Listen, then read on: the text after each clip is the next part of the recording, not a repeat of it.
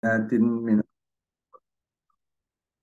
الحمد لله القائل واعتصموا بحبل الله جميعا ولا تفرقوا أشهد أن لا إله إلا الله وأشهد أن محمدا عبده ورسوله اللهم صل وسلم على سيدنا محمد وعلى آله وأصحابه أجمعين برحمتك يا أرحم الراحمين.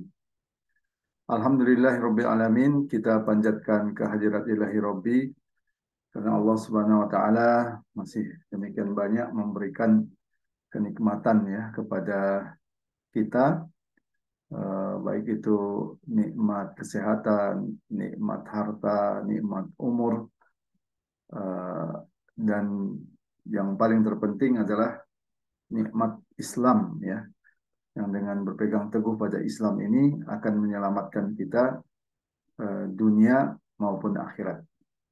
Pada kesempatan kali ini kita akan masuk ke buku atau kitab yang baru yang uh, mengkaji secara khusus tentang demokrasi ya.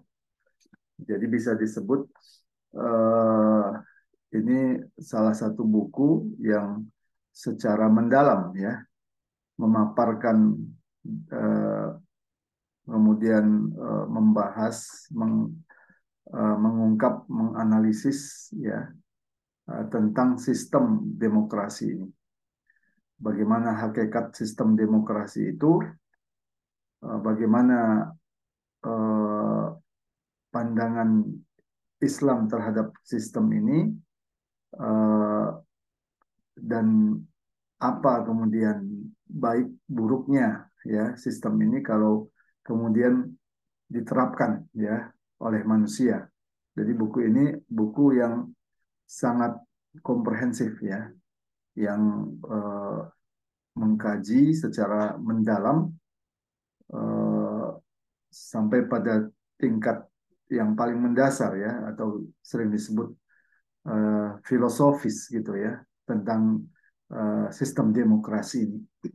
Karena pemirsa Syiar Malam Channel yang dirahmati Allah Subhanahu wa taala, eh, dua hal yang harus dipahami oleh kaum muslimin ketika menentukan ya hukum atau melakukan istimbat hukum itu.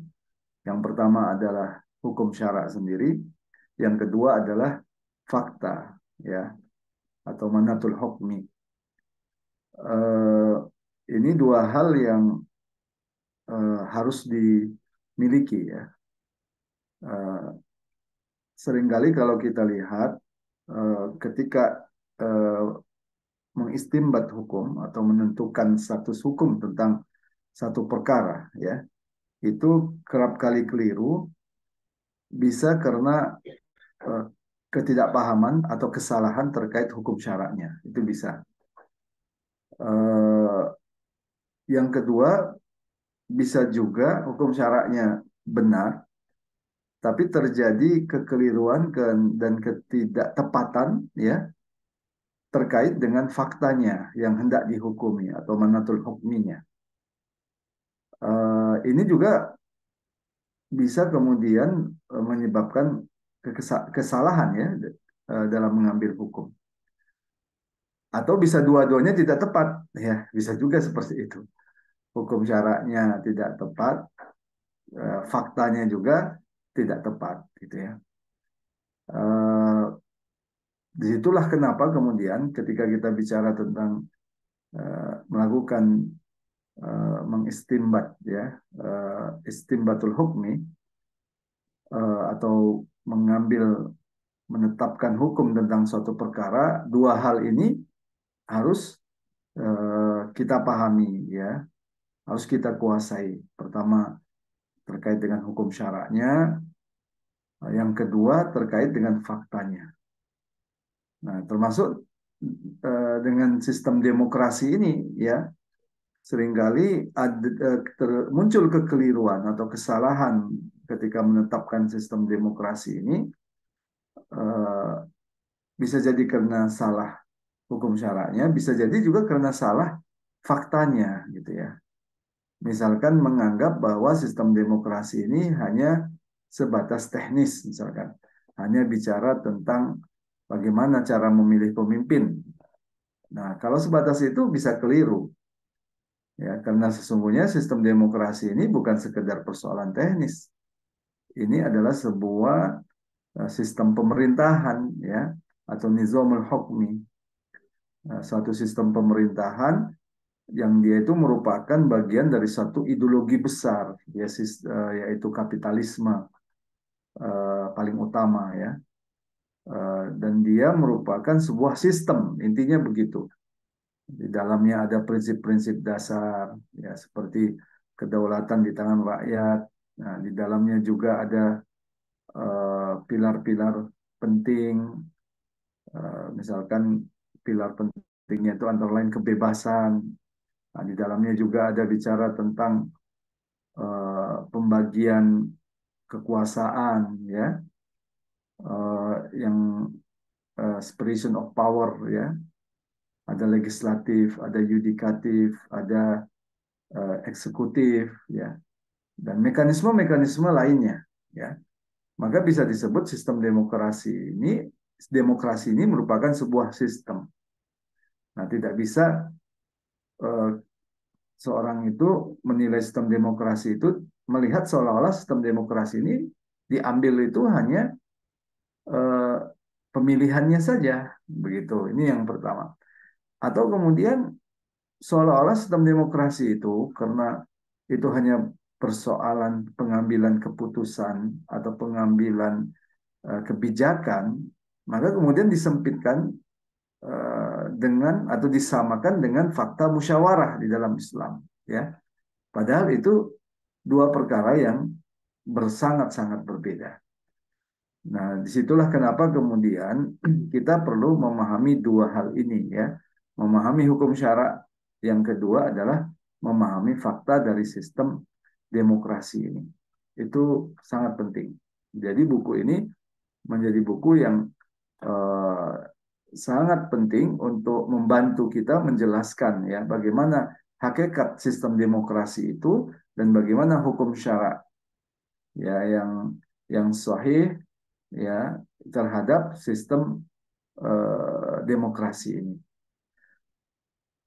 Lebih-lebih lagi kalau kita lihat sistem demokrasi ini nyaris, ya, kalau kita lihat dianggap sebagai sistem yang paling ideal dalam sistem pemerintahan, yang paling baik, ya. Walaupun kemudian pada perkembangannya banyak pihak yang melihat cacat-cacat dari sistem demokrasi ini. Itu pun masih dipakai, gitu, ya. Biasanya alasannya apa? Ya, ini memang sistem yang tidak sempurna, tapi tidak ada sistem yang lebih baik daripada sistem demokrasi. Ya, biasanya alasannya begitu. Jadi diakui sistem ini tidak sempurna, tapi tidak ada yang lebih baik. Nah, kenapa muncul anggapan tidak ada yang lebih baik?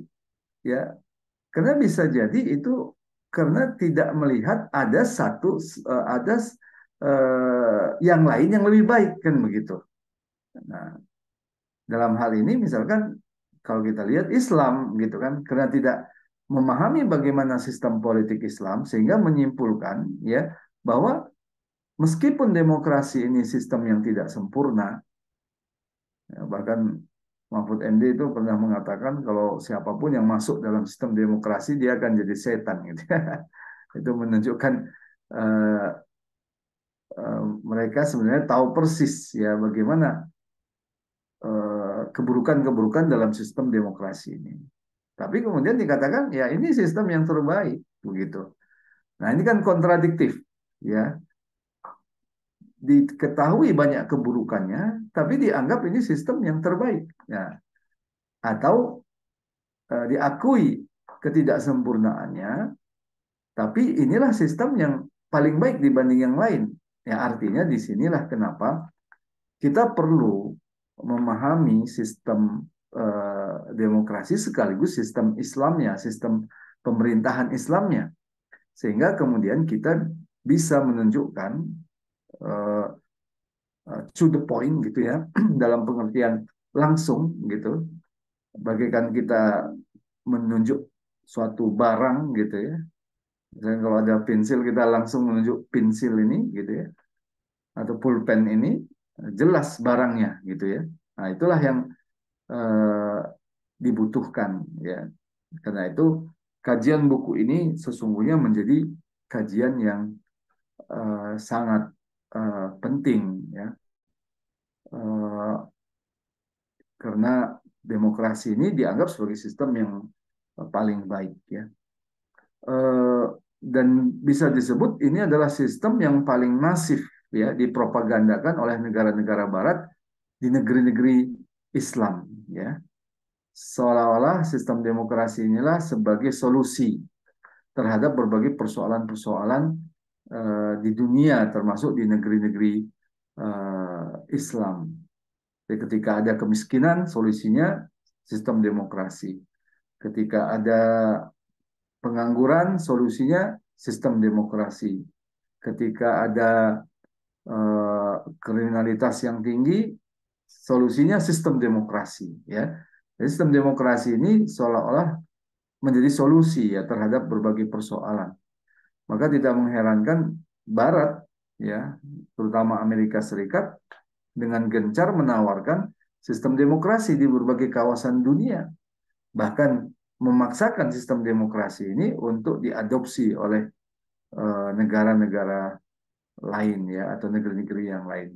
Nah, disitulah kenapa kemudian adalah sangat penting kita untuk memahami bagaimana sistem demokrasi ini. Insya Allah nanti akan kita kaji dalam buku ini.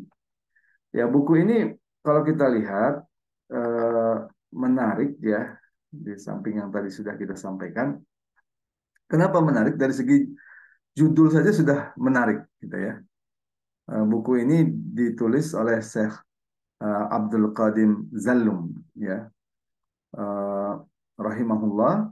Beliau adalah eh, salah seorang senior di Hizbut Tahrir dan pernah menjadi amir eh, amir Hizbut Tahrir, ya, yang kedua ya setelah Syekh Taqiyuddin An-Nabhani rahimahullah.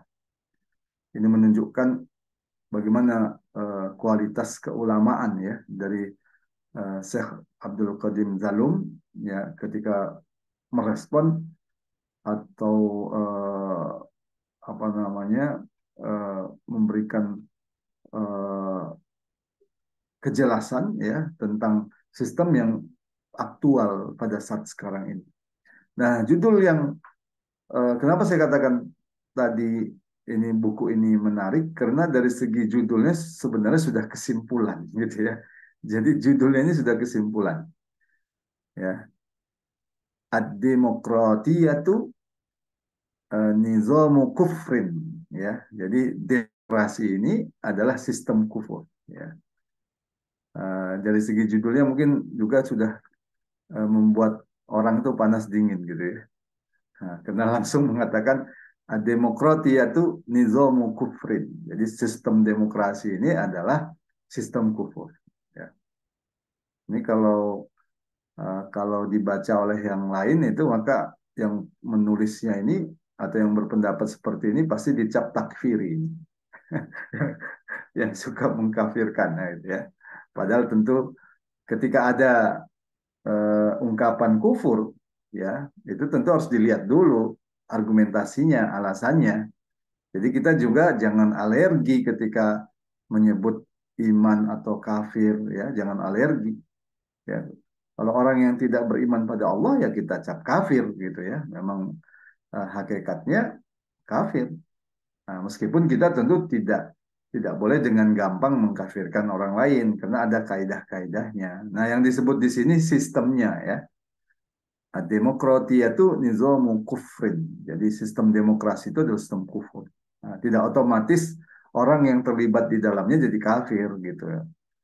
Ya, meskipun bisa juga hati-hati juga bisa jatuh pada kekufuran kalau dia meyakini dengan pendekatan etikot, pendekatan keimanan seolah-olah inilah sistem yang terbaik.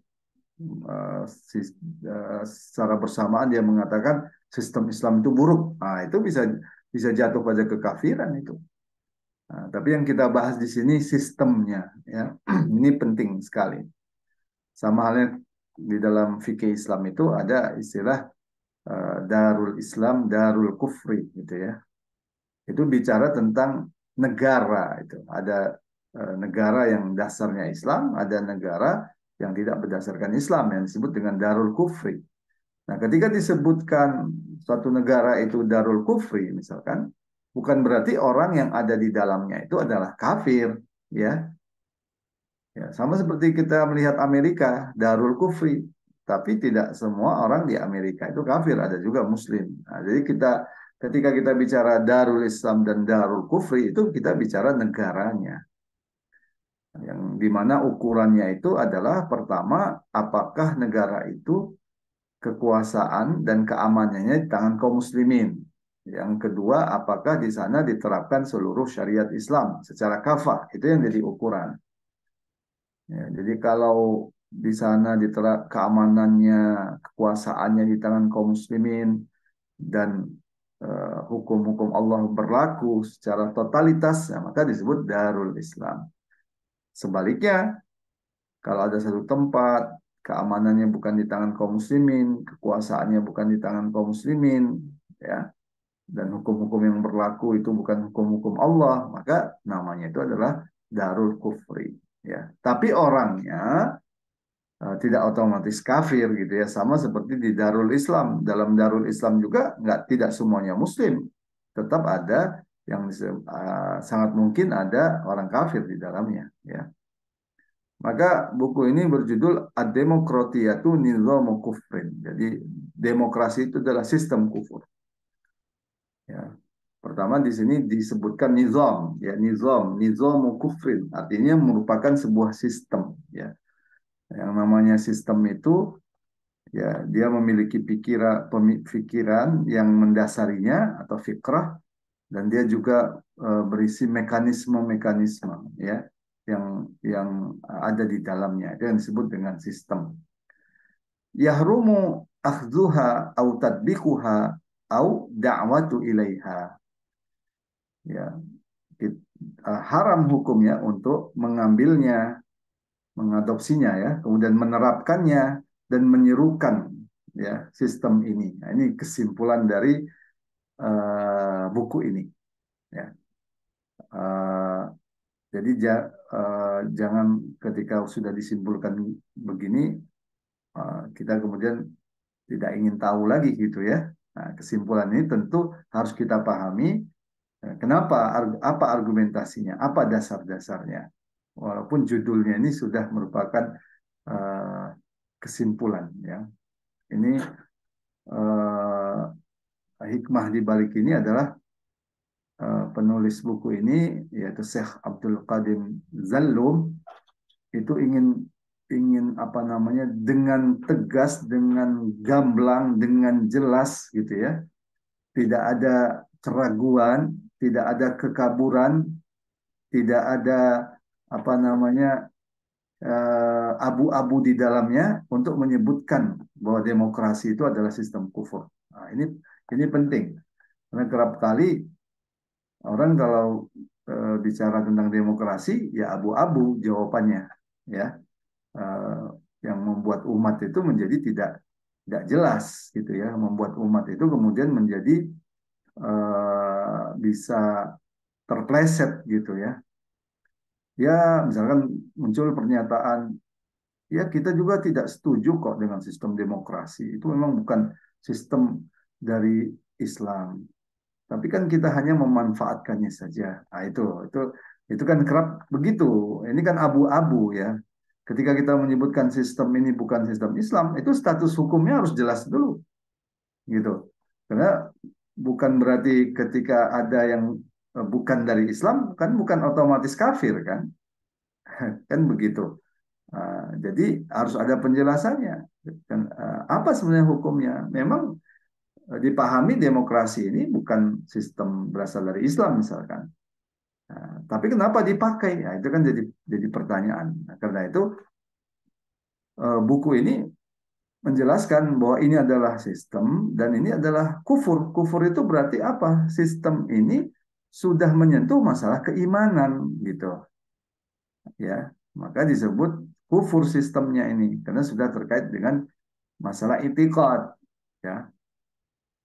Nanti kita bahas ya ya sebagai apa namanya sebagai awal dari pembicaraan kita ya karena sistem demokrasi ini memang menyerahkan kedaulatan itu di tangan manusia. Ini yang kenapa ini sudah terkait dengan etikot ya. Asyadah li sya'bi. Ya, ketika manusia itu menjadi sumber hukum ya meskipun mengatasnamakan rakyat ya. Rakyat itu juga kan manusia ya.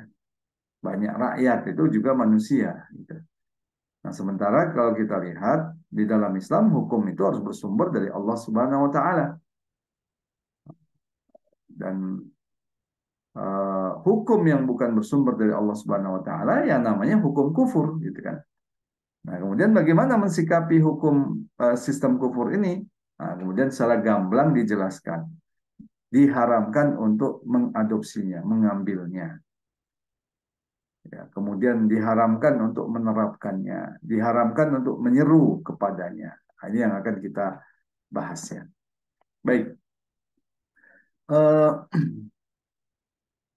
Dalam paragraf awal dari buku ini ya, yang diawali oleh basmalah Bismillahirrahmanirrahim, ini dijelaskan ya bahwa demokrasi ini adalah sistem kufur. Ya, disebutkan di sini ad-demokratiyatu allati sawwaqaha al-gharbul kafiru ila biladil muslimina hiya nizamu kufrin. Ya. Jadi demokrasi yang dipromosikan ya sawakoha itu dipromosikan dipasarkan gitu ya al-gharbul kafiru oleh barat yang kafir ila biladil muslimina di negeri-negeri Islam sesungguhnya adalah sistem kufur ya. Kemudian disebutkan la ala qatalaha bil islami. Jadi sistem ini tidak ada hubungannya dengan Islam. Ya. Karena asal usulnya sendiri itu ya bukan berasal dari Islam. Karena itu tidak ada la ala qatalaha bil Islam, tidak ada hubungannya dengan Islam. La min qaribin wa la min ba'idin. Baik dekat ataupun jauh. Ya ini menjadi penegasan ya.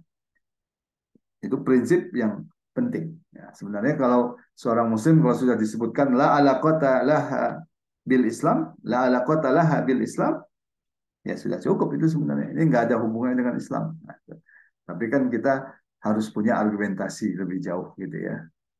Walaupun seorang muslim sederhananya kalau ada yang mengatakan nggak ada nih hubungannya dengan Islam, ya seharusnya tidak mengambilnya gitu ya. Apalagi sebutkan la min qarib wala min ba'id. Ya, tidak dekat ataupun tidak jauh ya. Kemudian dijelaskan juga eh, wahia tatana qadu ma'a ahkamil Islam. Jadi demokrasi ini bertentangan dengan hukum Islam. Jadi pertama dijelaskan nggak ada hubungannya dengan Islam, kemudian dijelaskan hukumnya. Jadi hukumnya yaitu bertentangan dengan hukum Islam. Bahkan ditegaskan tanaqudan kullian. Ya, pertentangannya itu pertentangan yang eh, yang menyeluruh gitu ya. Fil kulliyati wa fil juz'iyati. Ya. Baik secara kuliatnya, globalnya ataupun secara parsialnya. Jadi tidak ada satu bagian pun ya kalau sudah disebut fil kulliyati wa fil juz'iyati itu tidak bertentangan gitu. Wa fil masdari alladzi ja'at minhu. Nah, demikian juga kalau kita lihat ya ini bertentangan dengan Islam juga dari segi masdarnya, dari sumbernya. Jadi setiap pemikiran itu kan pasti ada sumbernya. Nah, ini yang kadang-kadang kita lupa. Tidak ada satu pemikiran pun yang tidak ada sumbernya. Ya, seperti air kan. Air itu pasti ada mata airnya. Walaupun nanti jenis air itu bisa macam-macam. Bisa air teh, bisa air kopi, pohwa, ya, bisa STMJ, Kalau di Medan itu apa?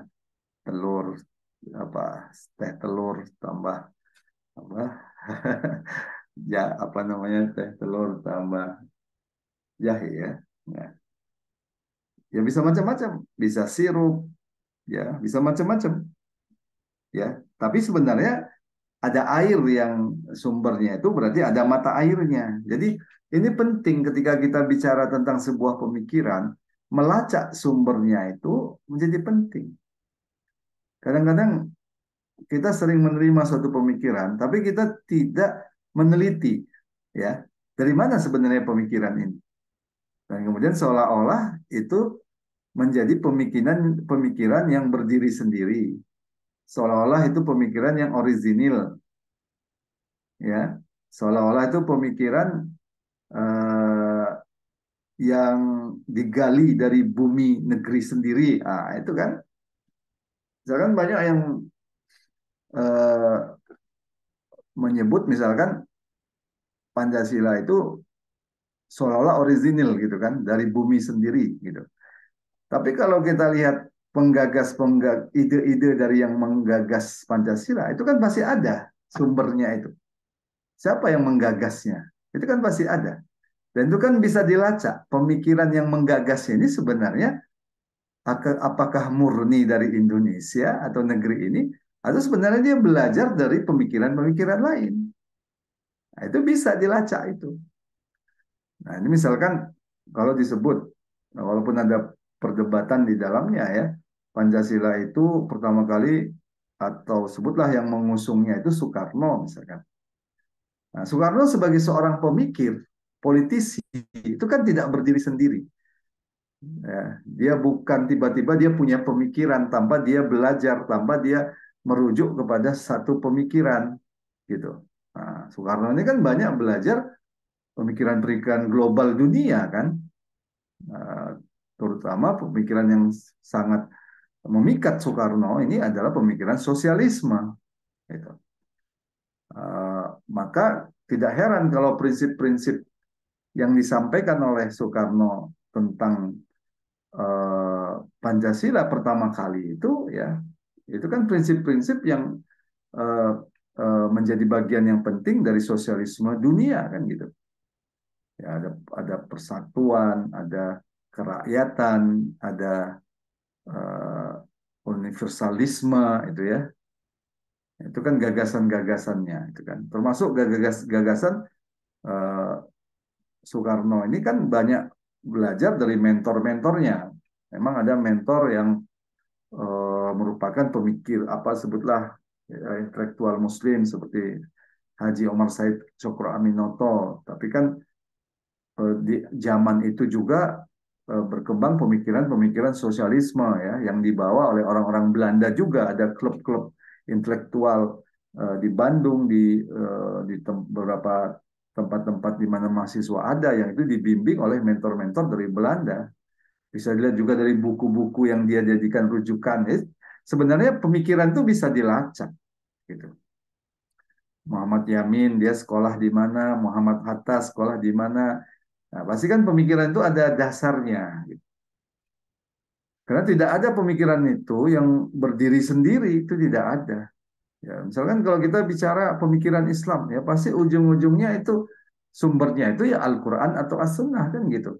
Atau Ijma Sahabat dan Qiyas gitu. Kita nggak, bukan ngarang-ngarang kita sendiri kan.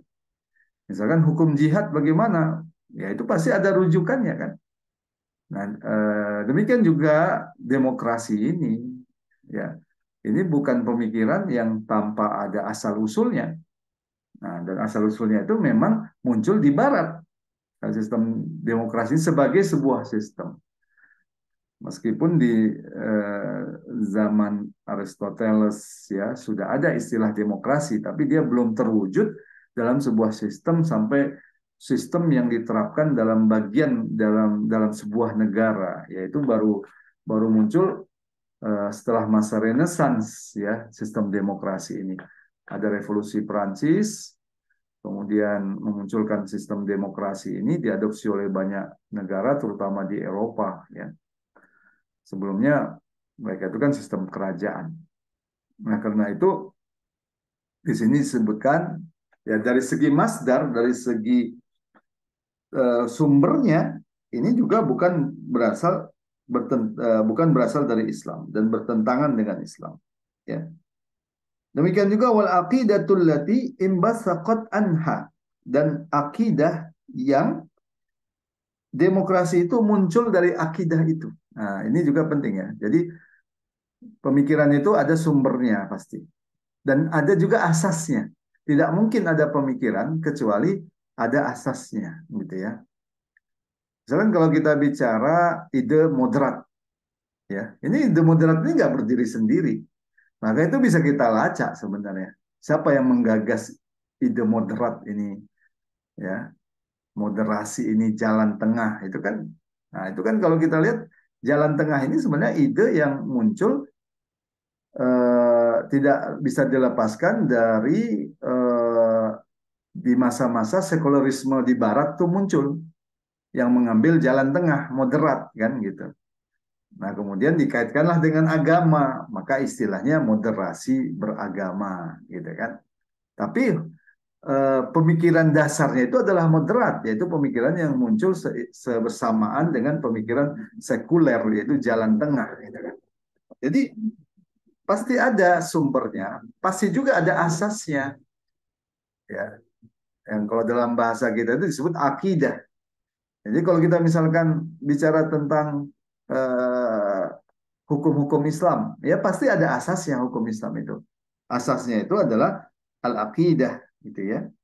Di mana dari akidah inilah nizam ini atau aturan ini muncul, begitu. Wal asas, ya, wal asasul lazi qamat alaihi, ya. Dan asas yang dari asas ini kemudian sistem ini dibangun, ya. Demikian juga wafil afkari wa anzimatil lati atat biha. Demikian juga bertentangan dari segi pemikiran maupun sistem yang datang bersama sistem demokrasi. Jadi demokrasi ini dia membawa pemikiran dan dia juga membawa sistem. Ya, karena ini merupakan bagian dari ideologi atau al-mabda. Nah, karakter al-mabda itu dua. Dia memiliki al-fikrah dan dia juga memiliki tariqah, gitu ya. Atau dia memiliki al-aqidah, dia juga memiliki an-nizam. Itu yang baru bisa disebut sebagai mabda atau ideologi. Ya. Jadi tidak bisa disebut ideologi kalau tidak ada dasarnya, yaitu al-aqidahnya. Demikian juga dia tidak memiliki sistem yang mengatur urusan-urusan manusia atau an-nizam yang menyelesaikan persoalan-persoalan manusia, mu'alijatu masyakilil insan, gitu kan. Nah, baru bisa disebut sebagai ideologi. Nah, karena itu baik pemikiran ataupun sistem yang datang bersamaan dengan demokrasi ini sesungguhnya bertentangan dengan Islam, ya. Maka disimpulkan lidzalika fa innahu yahrumu 'alal muslimina akhdhuha aw tatbiquha aw ad-da'watu laha tahriman jaziman. Karena itu haram bagi kaum muslimin untuk mengambilnya, menerapkannya dan menyerukannya. Bahkan disebutkan tahriman jaziman dengan pengharaman yang tegas. Ya, kenapa? Ya, tetap ikuti acara ini ya supaya tahu alasannya. Baik. Jangan langsung alergi ya. Ketika disebut kafir langsung alergi. Ya, kita harus tahu juga kenapa, gitu kan. Nah, maka kalau kita lihat disebutkan dalam kitab atau buku ini, demokrasi itu adalah sistem yang dibuat oleh manusia. Ya, sistem pemerintahan yang dibuat oleh manusia. Jadi disebutkan sini demokrasi itu tidak adalah sistem pemerintahan, ya. Inilah yang paling menonjol. Walaupun nanti ada istilah demokrasi ekonomi dan seterusnya. Tapi yang paling menonjol itu kalau kita bicara demokrasi itu maksudnya itu adalah sistem pemerintahan, ya, yang dibuat oleh manusia. Ad-demokratiyatu nizamu hukmin wado'ahul basyaru. Jadi sistem ini adalah sistem demokrasi ini adalah sistem pemerintahan yang dibuat oleh manusia, ya. Nah, awalnya kenapa sistem demokrasi ini muncul? Ini sebenarnya muncul dari keinginan membebaskan diri dari penindasan, ya penindasan penguasa. Jadi settingnya ini kalau kita lihat itu setting memang setting abad kegelapan Eropa. Nah, karena itu eh, tidak sama dengan setting politik Islam gitu ya. Nah ini demokrasi ini harus kita pahami setting politiknya itu adalah setting politik di abad kegelapan di Eropa. Nah, kita tahu kan di Eropa pada waktu itu sebagian besar adalah kerajaan dan raja itu mengklaim dirinya sebagai wakil Tuhan di muka bumi, ya. Karena itu karena raja dianggap merupakan wakil Tuhan di muka bumi, maka raja itu sebagai sumber hukum, ya. Eh, Bahkan karena dia merupakan dianggap wakil Tuhan, maka raja itu tidak akan pernah berbuat salah, gitu ya. King can do no wrong, kan istilahnya yang populer itu begitu. Raja itu nggak pernah berbuat salah. Maka apapun yang dikatakan raja, yang dimana raja ini mengklaim dirinya mengatasnamakan Tuhan, itu menjadi benar, ya. Karena itu dipastikan benar, maka tidak boleh dikritik, kan gitu. Karena sudah dipastikan benar, ini wakil Tuhan kok, sudah pasti benar kok, kan gitu. Maka tidak boleh dikritik. Nah, ketika satu pemerintahan, satu sistem apapun, ketika penguasanya itu tidak bisa dikritik, tidak bisa diluruskan, tidak bisa diingatkan, maka itu akan melahirkan penguasa yang otoriter gitu. Karena dia akan selalu menganggap dirinya itu benar, tidak mau diluruskan, tidak mau diingatkan, atau dia akan selalu merasa terancam. Setiap ada orang yang mengkritik, dia merasa terancam. Ya, seperti merasa terancamnya Fir'aun ya, setiap kelahiran apa anak laki-laki kan berdasarkan mimpi yang kemudian mimpi itu ditakwilkan bahwa nanti ada yang akan menghancurkan kekuasaannya. Jadi dia paranoid gitu. Setiap ada anak laki-laki, ya dia suruh bunuh anak laki-laki yang dalam mimpinya itu akan menghancurkan kerajaannya kan gitu.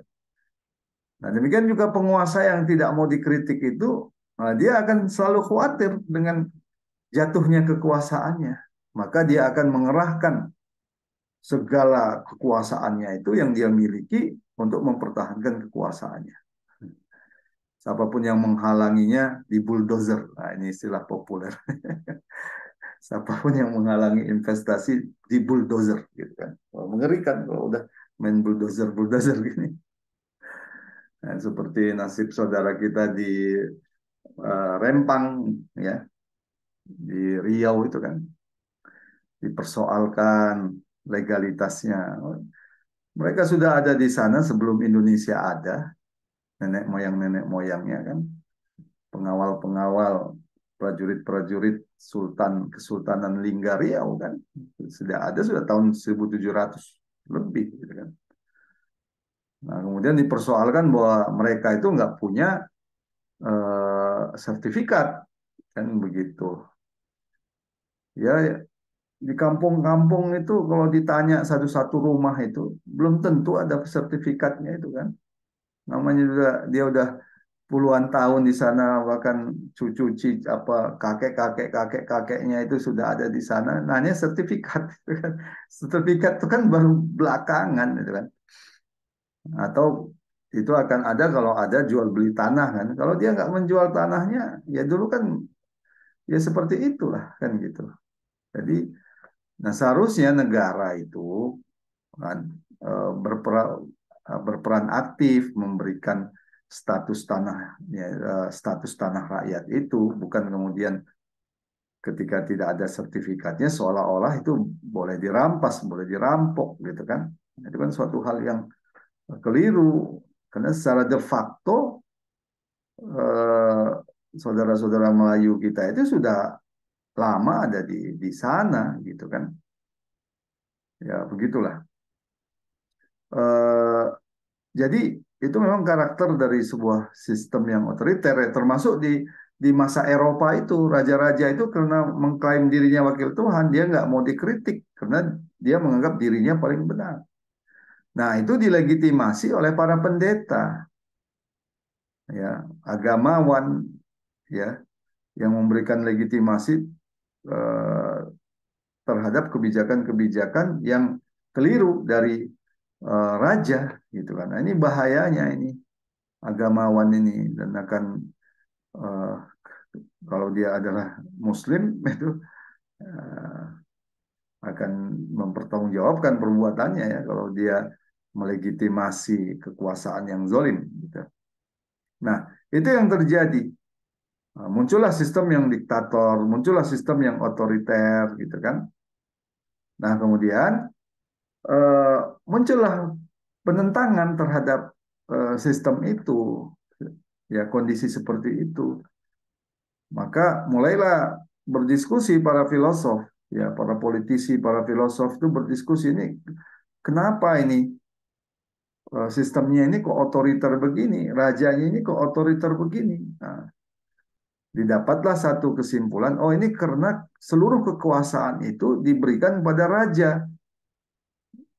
yang mengatasnamakan Tuhan, kan gitu. Dia memiliki kekuasaan eksekutif yang memerintah, dia juga memiliki kekuasaan legislatif, sebab bahkan sebagai sumber hukum, dia juga memiliki kekuasaan yudikatif, bahkan begitu. Ini penyebabnya, ya, karena power tend to corrupt, kan gitu istilahnya itu. Power, apalagi di tangan satu orang itu cenderung akan menjadi tiran, gitu. Maka para filosof ini melihat, wah, ini harus kemudian dicabut ini kekuasaan raja, kan gitu, ya. Eh, maka eh, hak kedaulatan itu seharusnya bukan di tangan raja, kan gitu, yang mengatasnamakan Tuhan, ya. Kedaulatan itu seharusnya di tangan rakyat, karena itulah yang kedaulatan di tangan rakyatlah yang akan memberikan kebaikan pada rakyat, begitu prinsipnya, kan gitu. Maka muncullah istilah kedaulatan rakyat. Terjadi pertentangan ini, pro dan kontra, gitu, antara eh, antara para filosof yang ada di sana, kan gitu. Nah, muncullah sistem demokrasi ini, ya. Pro kontranya itu terkait dengan hubungan agama dan negara, gitu, antara agama dan raja. Ada yang mengatakan sudah, agama, pokoknya agama itu dalam segala aspek jangan dibawa-bawa lah. Nah, ada yang mengatakan begitu. Nah, kemudian ada juga yang melihat, ya, kita tetap butuh agama, ya, maka diambil jalan tengah. Nah, itulah yang disebut dengan sekuler itu. Jadi agama itu jalan tengahnya bagaimana? Agama itu tetap diakui karena mereka tetap bertuhan, tapi agama itu dipersempit hanya urusan-urusan individu, hanya urusan-urusan pribadi, hanya urusan-urusan moralitas, ritual. Agama jangan ikut-ikut dalam masalah politik. Agama jangan ikut-ikut masalah ekonomi. Nah, inilah sekuler itu. Jadi bisa kita simpulkan bahwa sistem ini sebenarnya awalnya itu diklaim untuk membebaskan manusia dari kezoliman itu. Nah, nah, itu awalnya yang berkembang, setting politik yang berkembang di Eropa. Maka menjadi sangat jelas bahwa sistem ini, ya, sumbernya itu adalah manusia, pemikiran-pemikiran para filosof itu. Mulai dari Jean-Jacques Rousseau, ada apalagi, ya, Montesquieu dan sebagainya. Maka ini tidak ada hubungannya dengan wahyu atau agama. Bahwa belakangan itu kemudian ada yang mencari-cari dalil untuk membenarkan, itu perkara yang berbeda dan itu keliru, ya. Tapi dari segi dasarnya itu tidak ada hubungan dengan agama, gitu, ya. Nah, itulah yang tadi kita jelaskan dari latar belakang kelahiran demokrasi itu. Ya, dasar asal usulnya itu adalah para penguasa di Eropa yang mengklaim mereka wakil Tuhan di muka bumi. Karena itu mereka memiliki hak dan wewenang ilahiyah. Ya, maka dia raja tidak pernah salah, kekuasaan semuanya ada di tangan dia. Nah, ini yang membuat raja itu sewenang-wenang gitu. Uh, Disitulah awalnya penguasa ini kemudian menindas rakyat dan menzolimi rakyatnya dengan mengatasnamakan Tuhan. Ya, jadi ini juga nanti perlu kita bandingkan kalau Islam bagaimana gitu kan? Karena ada juga yang mengatakan, nah Islam itu juga kan mengatur politik mengatasnamakan agama kan gitu. Wah itu nanti bahayanya sama seperti bahaya di masa Eropa di abad ke-8 ya. Khalifah atau pemimpin itu nanti bisa jadi diktator. Nah, itu kalau pakai logika abad ke-8 ini sangat mungkin pemahaman itu muncul ya. Nah, ini yang perlu kita jelaskan. Nanti ada pembahasannya, hanya sekedar sedikit kita singgung ya. Karena nanti kalau tidak disinggung eh, tudingan seperti itu ya akan muncul ya, apalagi kalau pertemuan berikutnya tidak hadir ya sudah gitu. Nah, ini kita perlu singgung sedikit berbeda antara sistem Islam dengan sistem demokrasi itu dari segi kedaulatannya itu. Kalau dalam sistem maksudnya berbeda sistem Islam itu dengan sistem teokrasi atau kerajaan di di masa Eropa itu. Ya, kalau dalam sistem Islam itu kedaulatannya itu di tangan Allah. Asyadah bisyar'i. Ya. Eh, dan bukan di tangan khalifah. Nah, ini bedanya ya, bukan di tangan khalifah. Ya. Jadi khalifah itu apa? Bagaimana khalifah itu ketika dia mentabani hukum ya, maka dia harus tetap merujuk kepada Allah Subhanahu wa taala. Dalam hal ini adalah sumber-sumber hukum Islam yaitu Al-Qur'an dan As-Sunnah. Ya, termasuk dalil-dalil syara ya Al-Qur'an, As-Sunnah, ijma sahabat dan qiyas harus merujuk ke sana. Jadi bukan keputusan yang dia buat sendiri atau dia klaim sebagai mengatasnamakan Tuhan, tidak gitu. Jadi kedaulatannya di tangan khalifah. Nah, maaf, kedaulatannya itu di tangan Allah Subhanahu wa taala. Khalifah itu mengambil hukum berdasarkan sumber kedaulatan dari Allah Subhanahu wa taala itu. Jadi rujukannya jelas Al-Qur'an, As-Sunnah, ijma sahabat dan qiyas. Pertanyaannya, apakah dengan demikian khalifah tidak mungkin salah? Ya, khalifah mungkin saja salah. Maka apa buktinya? Karena memang khalifah itu bukan sumber hukum. Khalifah itu ketika mengambil hukum atau menistimbat hukum atau apa mentabani hukum, dia merujuk kepada Al-Quran dan As-Sunnah secara garis besar begitu ya. Nah, karena itu khalifah itu mungkin saja keliru. Ya, kelirunya pertama bisa karena memang keputusannya itu tidak merujuk kepada Al-Quran dan As-Sunnah. Walaupun yang berlaku itu adalah sumber hukum Al-Quran dan Sunnah, bisa begitu. Atau yang kedua bisa terjadi isa atau tatbik penyimpangan dari hukum-hukum Al-Quran dan As-Sunnah. Maka sangat mungkin kebijakan khalifah itu keliru. Nah ini yang membedakan dengan sistem teokrasi di masa Eropa gitu ya. Kalau teokrasi itu raja itu nganggap dirinya wakil Tuhan. Maka raja itu sumber hukum. Apapun kata raja itu hukum. Raja nggak boleh keliru. King can do no wrong. Nah ini yang berbeda dengan khalifah. Khalifah itu dia bukan sumber hukum, dia merujuk sumber hukum itu Allah Subhanahu wa taala. Nah, ketika dia membuat keputusan hukum, dia merujuk kepada sumber hukum Al-Qur'an As-Sunnah atau dalil-dalil syara Al-Qur'an As-Sunnah, ijma sahabat dan qiyas. Nah, khalifah itu bisa keliru. Nah, itulah kenapa kemudian di dalam Islam ya ada kewajiban, bukan hanya hak ya, tapi kewajiban untuk mengkoreksi penguasa, muhasabah lil hukam. Ya, bahkan Rasulullah menyebutkan eh, pahala yang sangat besar bagi orang yang eh, berani mengkoreksi penguasa sampai kemudian dia terbunuh, gitu ya. Sebut Sayyidus Syuhada, pemimpin para syuhada, disebutkan sebagai afdalul jihad, sebaik-baik jihad, afdalul jihadi kalimatu haqqin inda sultanin jairin. Jadi sebaik-baik jihad itu adalah melontarkan kata-kata yang hak di depan pemimpin yang zalim. Kemudian dia terbunuh. Gitu. Nah, itu dalam Islam itu, maka ada kewajiban untuk mengkoreksi penguasa. Tidak mungkin ada kewajiban mengkoreksi penguasa kalau penguasa itu tidak mungkin salah, kan gitu.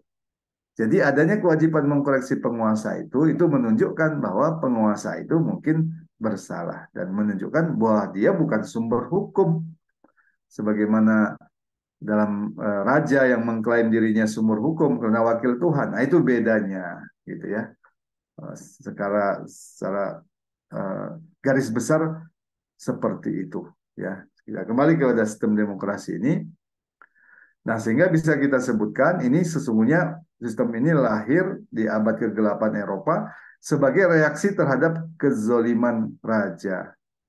Terjadilah pergulatan antara rakyat dan penguasa yang itu memunculkan filosof-filosof sekuler.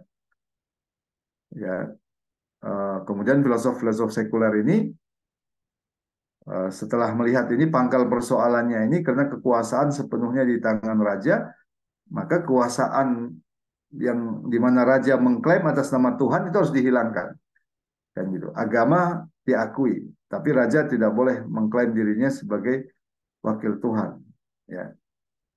Karena itu dipisahkan antara agama dan politik, gitu. Agama hanya mengatur urusan individu, mengatur urusan pribadi, mengatur urusan ritual, mengatur urusan moral, ya. Sementara politik itu serahkan kepada manusia. Nah, ketika bicara diserahkan kepada manusia, diserahkan ke siapa ini manusianya ini? Kalau diserahkan kepada raja lagi berbahaya. Maka diasumsikan semakin banyak orang, apalagi dia itu adalah rakyat, maka kemungkinannya itu semakin benar karena sumbernya itu adalah rakyat banyak gitu. Nah, inilah yang kemudian memunculkan kedaulatan di tangan rakyat karena asumsinya rakyat itu kalau banyak ya aspirasinya itu kemungkinan paling benar kan gitu asumsinya gitu. Beda kalau kedaulatan di tangan satu orang, di tangan raja, ini bahaya. Maka kedaulatan harus di tangan banyak orang, suara mayoritas, yaitu rakyat itu kan gitu. Maka disitulah kemudian muncul kedaulatan di tangan rakyat sebagai antitesis dari kedaulatan di tangan raja. Karena kalau kedaulatan di tangan satu orang berbahaya, maka harus di banyak orang. Nah, siapa itu rakyat gitu. Karena kalau kedaulatan di tangan rakyat, rakyatlah yang berkuasa dan rakyat pula yang akan menentukan nasib mereka sendiri dan kemungkinan kebijakan-kebijakannya itu akan berpihak pada rakyat. Nah, itu asumsinya seperti itu. Walaupun asumsi-asumsi ini tentu terbukti eh, apa namanya terbukti salah gitu ya dan bertolak belakang. Pertama, apa benar kalau semakin banyak semakin semakin banyak orangnya itu semakin benar ya? Itu kan tidak menjadi ukuran kan gitu. Nanti kalau seperti itu nanti zina itu bisa menjadi suatu kebenaran kalau banyak orang yang menyetujui zina gitu kan. LGBT bisa jadi sumber kebenaran, menjadi suatu kebenaran ketika mayoritas rakyat itu setuju terhadap LGBT. Karena semua orang tahu zina, LGBT, ya, itu suatu hal yang rusak gitu kan. Nanti perselingkuhan, nah, itu hal biasa ya, karena disetujui oleh rakyat banyak gitu kan. Apalagi rakyat banyak ini juga punya interest, punya punya kehendak kan gitu, sesuai dengan seleranya masing-masing kan masing-masing punya keinginan nah, begitu maka tidak ada jaminan ya bahwa kalau suaranya itu diserahkan kepada rakyat itu justru dipastikan benar gitu tidak ada jaminan Lebih-lebih lagi ketika suara rakyat ini diwakilkan kepada wakil-wakilnya, nanti yang memunculkan sistem perwakilan ya. Wakil-wakilnya ini ternyata dikendalikan oleh para pemilik modal, oligarki, ada sistem politik demokrasi yang mahal. Akhirnya alih-alih kebijakan itu adalah kebijakan yang berpihak pada rakyat, justru kebijakan itu adalah kebijakan yang berpihak pada oligarki, sehingga muncullah kebijakan-kebijakan yang justru membawa derita kepada rakyat, yang mengatasnamakan rakyat, itu ya. Jadi rakyat itu bertambah-tambah penderitaannya ya. Sudah dibuat kebijakannya membuat rakyat menderita, kebijakannya itu juga atas nama dirinya. Gitu. Ini kan membuat rakyat semakin bertambah-tambah deritanya, gitu ya. Kebijakan yang membunuh dirinya itu atas nama dirinya. Bingung juga. Jadi memang eh, eh, apa namanya, satu-satunya wakil yang lebih hebat daripada yang diwakili ya sistem demokrasi. Kalau direktur, wakil direktur ya tetap saja kan yang paling paling kuat itu ya direkturnya dibanding dengan wakilnya, gitu kan. Jadi kalau dalam sistem demokrasi ada rakyat, ada wakil rakyat, tetap aja yang paling kuat tuh wakilnya dibanding rakyatnya. Ya karena ternyata wakil rakyat ini diasumsikan sudah memenuhi ya kehendak rakyat. Rakyat itu ingin rumah bagus, sudah diwakili oleh wakil rakyat. Rakyat itu ingin apa namanya, ingin mobil bagus, nah, sudah diwakili oleh wakil rakyat. Ya, ingin punya apa namanya, pasangan yang cantik, ya sudah diwakili oleh wakil rakyat ya. Jadi semua keinginan rakyat itu sudah diwakili oleh wakil rakyat. Itu hebatnya. Baik, kita kembali ke sini. Itulah yang memunculkan latar belakang itu. Nah, rakyat kemudian dianggap sebagai pemilik kehendak yang melaksanakan sendiri kehendaknya. Jadi rakyat itulah yang dianggap berkuasa. Nah, jadi kesimpulannya, sumber kemunculan sistem demokrasi seluruhnya adalah manusia dan tidak ada hubungannya dengan wahyu atau agama. Inilah yang nanti memunculkan pemerintahan dari rakyat, oleh rakyat, untuk rakyat, gitu. Yang dimana rakyat membuat peraturannya sendiri, rakyat pula yang menerapkan peraturannya sendiri, ya.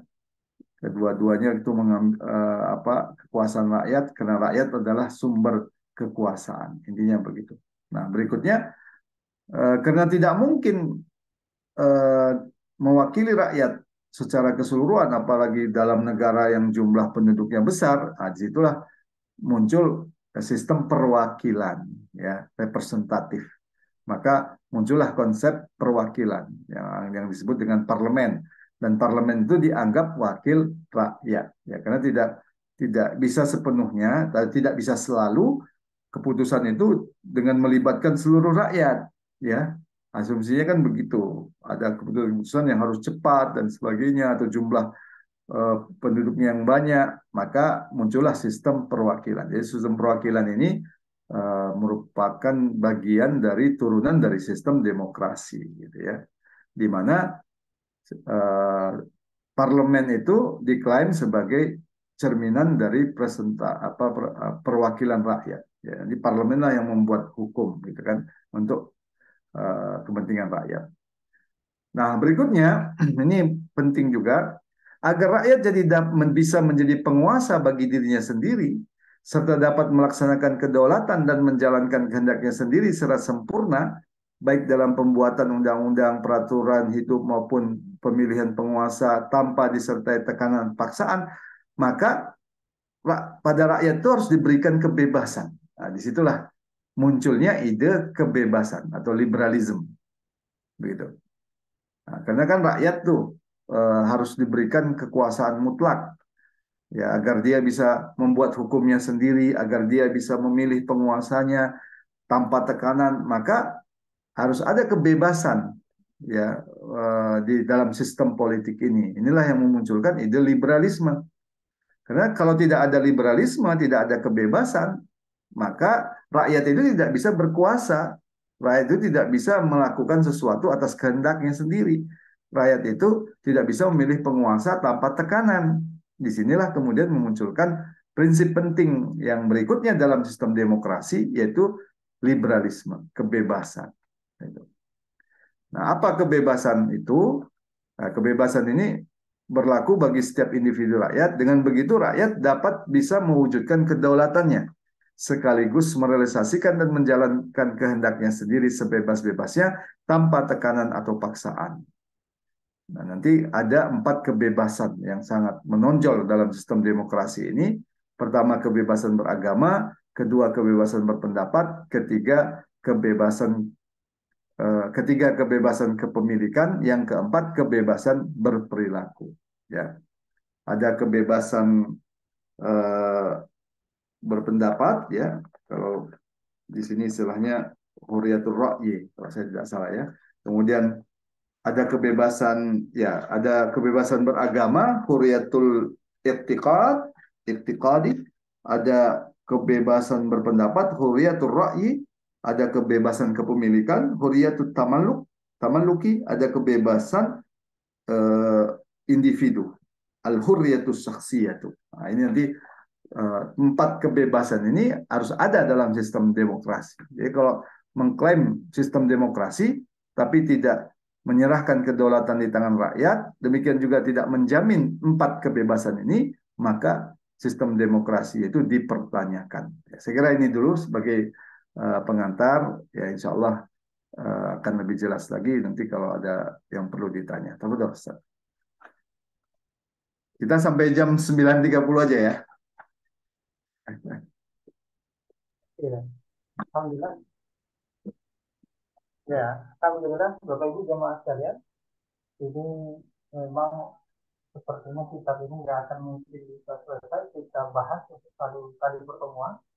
Ya, setidaknya untuk sesi pertama ini, ya ada poin-poin yang mungkin bisa jadi akan ada deskripsi, penjelasan revisi di pertemuan yang akan datang. Nah, khusus pada malam hari ini, Bapak Ibu, jika ada yang ingin Bapak Ibu sampaikan atau ditanyakan, seperti biasa bisa semua pertanyaannya dikirimkan melalui kolom chat ataupun langsung bertanya kepada Pak Farid berkaitan dengan hal-hal yang tadi ditanyakan langsung. Oke, sembari kami menunggu pertanyaan-pertanyaan masuk, Ustaz, untuk sebagai pertanyaan pembuka itu Ustaz,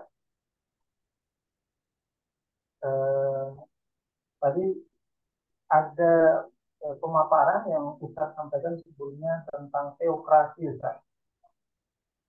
Ya, teokrasi yang memang penggagas-penggagas ataupun para filsuf Eropa dahulu merasa khawatir dengan tindakan otoriter raja ya atau kaisar pada masa itu. Ya.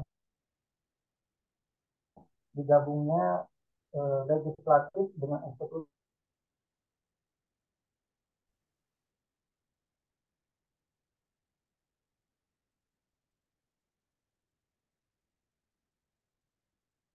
Ya, agak terus putus ya. Dan sistem khilafah. Nah, jadi bagaimana kita bisa membedakan itu? Apakah juga menggabungkan fungsi legislatif dan eksekutif ini pada satu orang, sama seperti yang pada sistem teokrasi yang ada di barat. Nah, ini gimana kita menjelaskan bahwa apakah itu tidak ada perbedaan atau potensinya apakah juga bisa berulang kita? Kira-kira ini bisa nggak kita menjelaskannya? Baik. Pertama, sistem teokrasi itu berbeda dengan sistem pemerintahan Islam, ya. Sistem pemerintahan Islam disebut sistem khilafah ala minhajin nubuwah.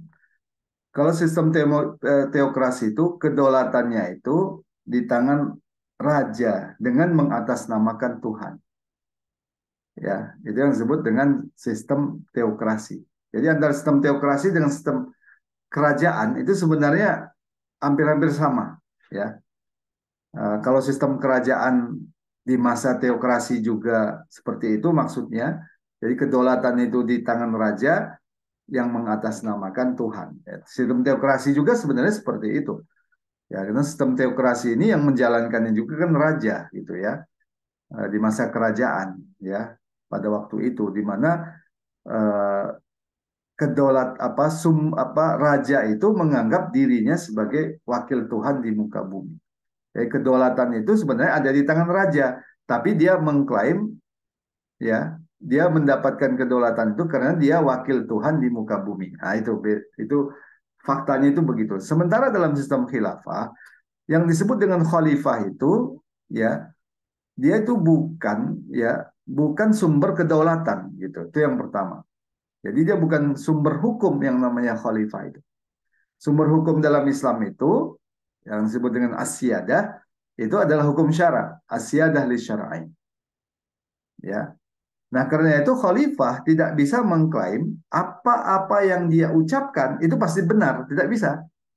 Beda dengan sistem teokrasi tadi ya, dengan raja tadi.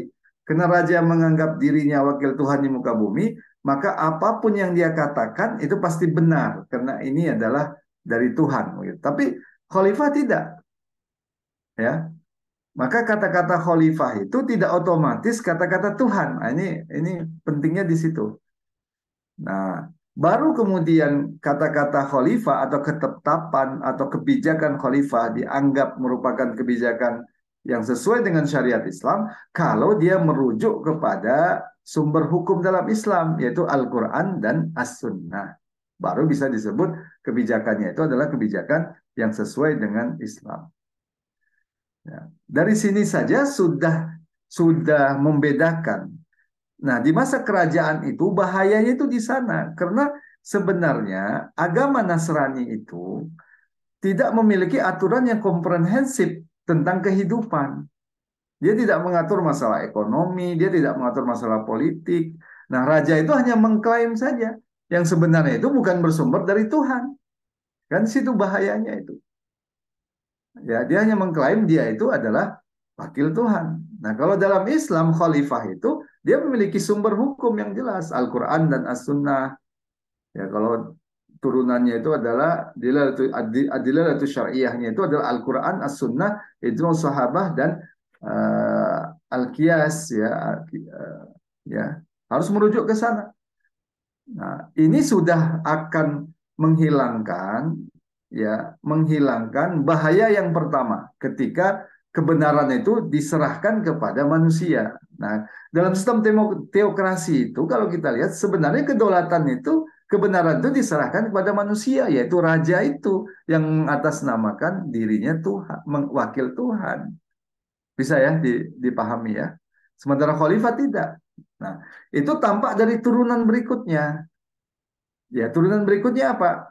Karena dalam sistem teokrasi itu raja dianggap wakil Tuhan di muka bumi, maka apapun kata raja merupakan perintah Tuhan, raja nggak pernah salah. King can do no wrong, sampai begitu kan? Nah, kalau raja nggak pernah salah, maka raja nggak boleh dikritik. Karena raja pasti benar. Seperti Tuhan, pasti benar, nggak boleh dikritik Tuhan. Gitu kan? Nah, tapi dalam Islam tidak begitu.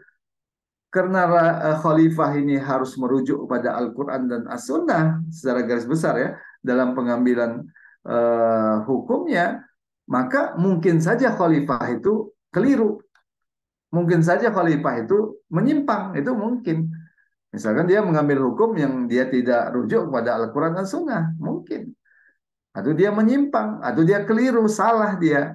Nah, disitulah kenapa dalam Islam bukan hanya hak rakyat untuk mengkoreksi, bahkan kewajiban untuk mengkoreksi. Maka dalam Islam itu nanti ada mekanisme koreksi yang jelas, gitu ya.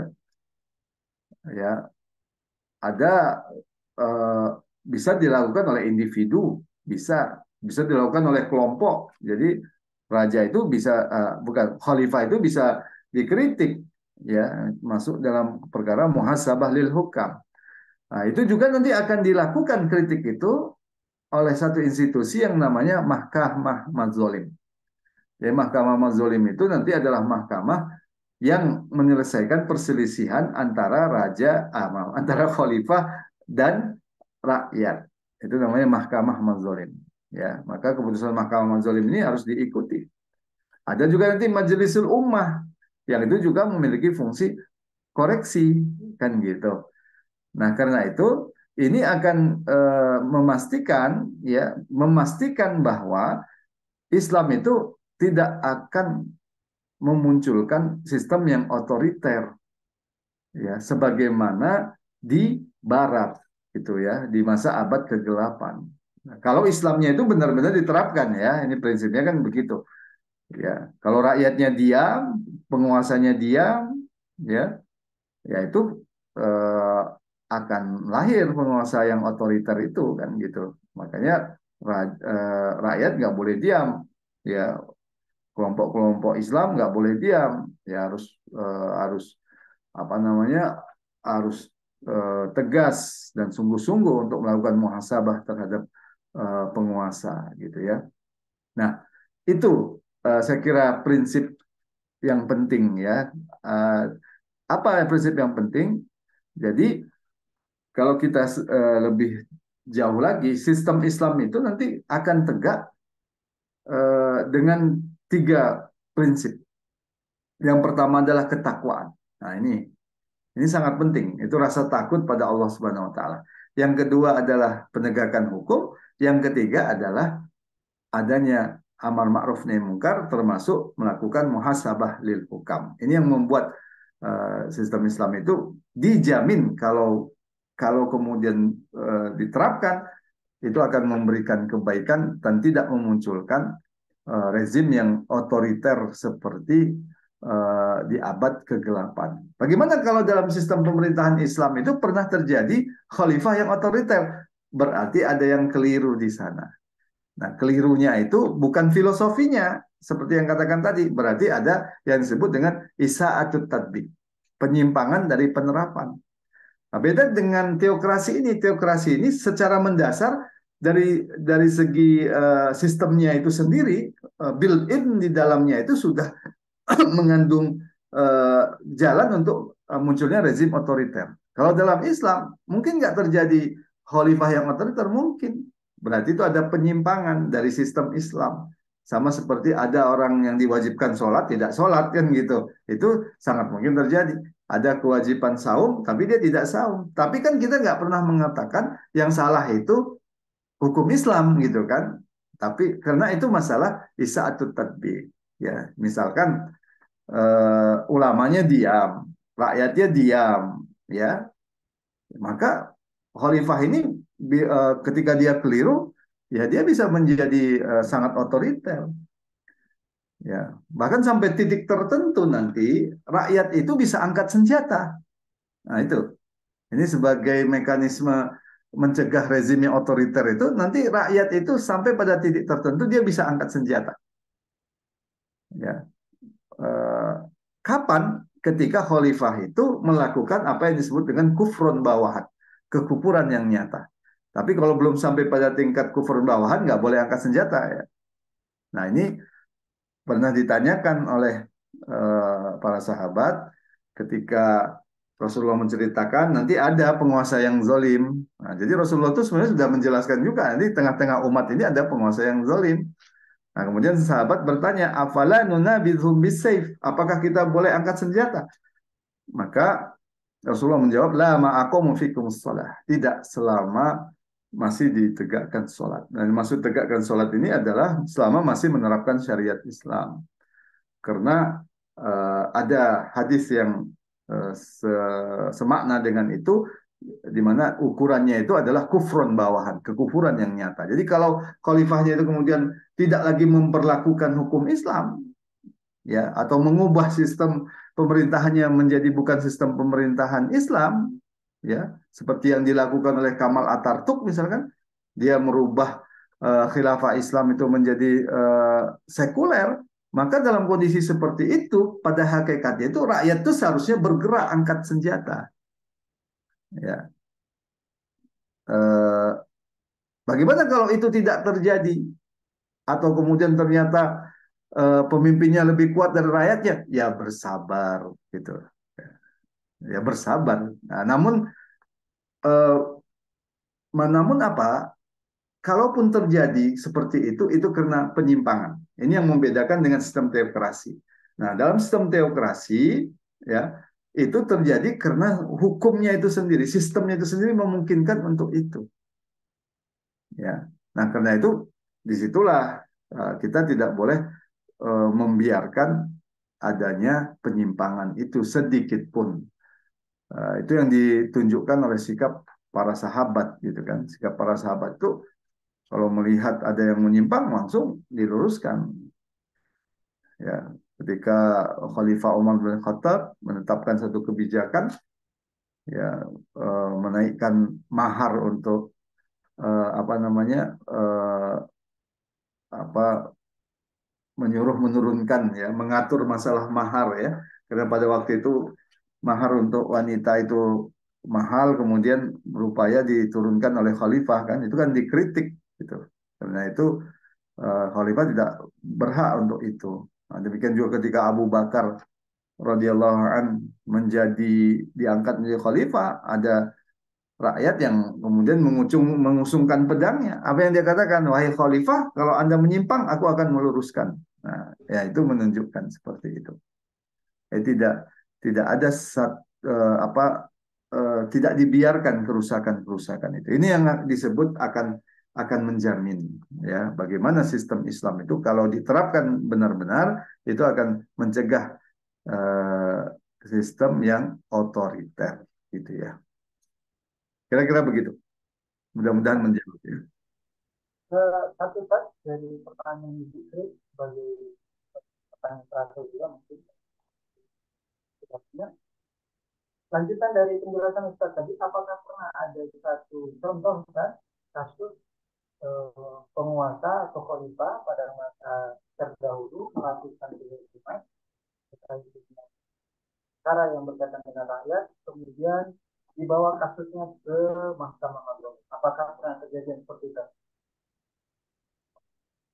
Ya, nah, ini harus dicari dulu contohnya. Ya, insya Allah di PR kan ini. Tapi dalam beberapa hal eh, adanya apa, perselisihan dengan penguasa yang kemudian dimenangkan oleh rakyat itu terjadi. Ya, misalkan di masa Khalifah Ali bin Abi Thalib, misalkan Khalifah Ali bin Abi Thalib menuduh seorang Yahudi yang telah mencuri baju besinya, kan gitu. Nah, kemudian orang Yahudi ini mengatakan tidak, maka dibawalah ke pengadilan, gitu kan. Nah, pada waktu itu Khalifah bin Abi Thalib tidak bisa membuktikan, ya, dengan saksi yang diterima oleh hakim bahwa itu adalah baju besinya. Karena Khalifah Ali bin Abi Thalib itu hanya bisa menghadirkan saksi dari keluarga terdekatnya, yang itu kemudian ditolak oleh hakim. Nah, di saat itulah kemudian tuduhan terhadap Yahudi ini yang dituduh telah mencuri baju besinya Khalifah, ya, itu kemudian digugurkan demi hukum. Ya, padahal semua orang tahu, ya, tidak mungkin Khalifah sekelas Ali bin Abi Thalib itu berdusta, ya. Tapi karena ini masalah pembuktian hukum, maka Khalifah itu kemudian dikalahkan. Jadi perselisihan seperti itu dibawa ke pengadilan. Ya, ini mungkin bisa menjadi salah satu contoh bagaimana kalau terjadi perselisihan antara rakyat dan penguasa itu dibawa ke pengadilan. Ya. Nah, tentu ini berbeda dengan Mahkamah Mazolim, sedikit berbeda. Mahkamah Mazolim itu nanti akan lebih melihat dari segi terutama itu kebijakan-kebijakan khalifah. Mana kebijakan-kebijakan khalifah yang itu menyimpang, ya. Nah, secara praktek, ya, itu sudah terjadi, itu sudah dilakukan di masa Khalifah Abu Bakar misalkan, ketika Khalifah Abu Bakar misalkan pada waktu itu terjadi perdebatan ketika hendak memerangi orang-orang yang tidak membayar zakat, gitu kan? Banyak pada waktu itu beberapa sahabat tidak setuju gitu dengan memerangi orang-orang yang tidak membayar zakat itu. Tapi Khalifah Abu Bakar kemudian menetapkan itu. Nah, itu kan terjadi perselisihan. Nah, jadi secara praktek itu sebenarnya terjadi di masa Khalifah Abu Bakar. Nah, namun secara institusi ya supaya Islam itu kan nanti praktek-praktek itu kan kemudian itu ketika sistem kenegaraannya semakin membesar, itu kan harus dibuat institusi-institusinya gitu kan. Nah, salah satu institusinya itu adalah Mahkamah Mazolim. Walaupun prakteknya itu sebenarnya sudah terjadi di masa Abu Bakar gitu kan. Seperti sistem pengadilan ya. Kalau dulu awalnya kan di masa Rasulullah itu sistem pengadilan itu ya Rasulullah sendiri yang kemudian menjatuhkan hukuman kalau terjadi perselisihan atau Rasulullah mengangkat hakim. Nah, seiring dengan perkembangan luasnya negara dan sebagainya, maka institusionalisasi kodi atau pengadilan itu mahkamah itu kemudian lebih luas lagi ya sampai ada gedungnya dan sebagainya gitu. Demikian juga Mahkamah Mazolim ini yang saya ingin katakan praktek-prakteknya itu sebenarnya sudah terjadi ya. Namun untuk lebih memperjelas lagi, kalau ada perselisihan antar rakyat dan penguasa, nanti di mana di bawah ini, ya itulah namanya itu Mahkamah Mazolim gitu. Ya untuk sementara begitu ya. Nanti kalau nanti akan saya pelajari lagi bukti-bukti atau contoh-contoh lain sampai pada uh, Mahkamah Mazulim ini seperti apa ya. Insya Allah nanti kita akan lebih bahas lebih jauh lagi. Terima kasih. Berangkat, ya, alhamdulillah pertanyaan tadi menjadi pertanyaan penutup Bapak Ibu jamaah sekalian. Kami konfirmasi dulu Ustaz, apakah ada yang mau disampaikan lagi sebagai closing statement atau cukup? Ya, saya kira cukup dulu ya. Ya, kalau begitu Bapak Ibu, jazakallahu khair.